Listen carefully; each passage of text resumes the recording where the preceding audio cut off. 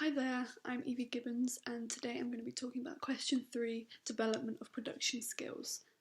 I'm going to separate this question into many different areas to explain how my production skills have developed in each of these areas. So, for camera work and cinematography, I've used a Sony A58 camera and many different tripods, so Amazon tripods, Manfrotto tripods, and many hardware during this, and I've learned how to use all this technology, especially the Sony A58 because there's many buttons on this, and I've learned how to attach the camera to the tripods and also how to put SD cards in and just many basic things to know with technology. And at the start of the year I had no idea how to use any of this technology, so that's one production skill that I've learnt, basically just how to use technology for cinematography, for camera work. And I've learned how to film different types of shots and angles, such as high angles, low angles, Dutch angles, close-up shots, extreme close-ups, extreme long shots, etc. That's one of the main production skills that I've learnt, just how to use technology, such as hardware and software. And in terms of editing now, I have learnt how to use Final Cut Pro X, and this is a editing software which you can edit different scenes and footage basically, and I've learnt many basic skills on Final Cut Pro X, and I've learnt how to apply certain editing techniques such as continuity editing, shot reverse shots, and yeah. Some Final Cut Pro X skills that I've learnt are keyframing, cutting videos, layering, making green screen background turn into a different background, and changing the colour of things and using shortcuts for certain tools. Also, I've used many special effects on Final Cut Pro which can make the footage look very different. So for example, I used this effect called Cool Tones, and this made the shots look cold, dark, creepy and gloomy, and this is really what I wanted for my horror slasher genre film. And also I used another type of special effect called Crisp Contrast, which is very crisp, and it shows a really harsh contrast between that and a different shot.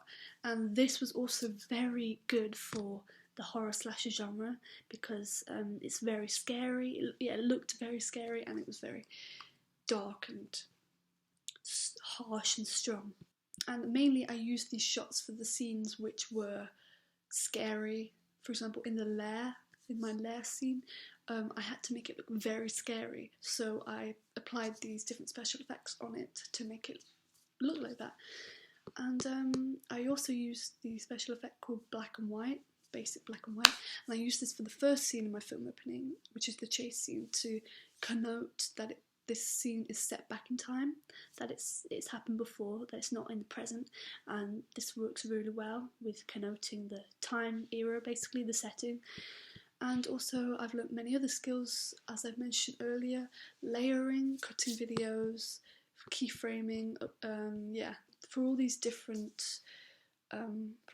skills I've made a blog post on each one of these, and on these posts I've gone into detail on how to do it, and I've provided a video which is on YouTube on the process of doing that. So yeah, you can check my blog out. Also, I've learnt to include different narrative theories into a short film, because I've made short films the entire year. Also, how to think under pressure, because I've had many deadlines set by Mr. Burrows on when to finish certain scenes, to when to finish filming certain scenes and editing certain scenes, so I've had to work under pressure a lot and made me realise the skills necessary for filming, because if you don't know these skills, then you will not be able to make a successful film. You won't be able to make a film in a specific amount of time. Also, I've learned how to enforce editing skills such as continuity editing, 180-degree rule, match and action shots, shot reverse shots, and just achieving general verisimilitude throughout a short film. Also, I've learned more editing skills such as adding transitions using special effects. As I've said, for Final Cut Pro I've used many different effects and skills. Also, I learned how to edit a lot better in terms of cutting different shots in a non-linear way, and also using continuity editing. I also thought my filming skills have improved by being able to use the tripod and camera better, making certain camera angles and filming shots with no shakiness or blurriness. Also, I've learnt how to prepare for shoots by planning every shoot in detail before I go into the shoot, so with a precise time schedule, with the list of equipment needed, so I don't have to keep going back and forth to get certain equipment. Also, to bring more than one battery for cameras, for example, A58 GoPro. Also, to bring more than one SD card if you have more than just one, or in case it gets filled up. But if you don't have another SD card, then you should just prepare the SD card before you go to the shoot by clearing it. Also, for casting, I have learnt many skills, such as telling your cast exactly when you want them and what they need to bring, wear and look like. Also, giving them a copy of the call sheet and writing everything down for them, what they need to know about the scene they are acting in and the costume needed for that scene, and just everything about the scene that they need to know. Also, I've learnt to prepare a substitute actor in case the actor that I'm relying on for the main role or any role can't make it or bails out halfway through the filming process, because these things can happen, and it did happen to me. Some of my cast just couldn't make it many times, and one of the main cast members dropped out and didn't want to do it anymore, so you need to be prepared for these things to happen.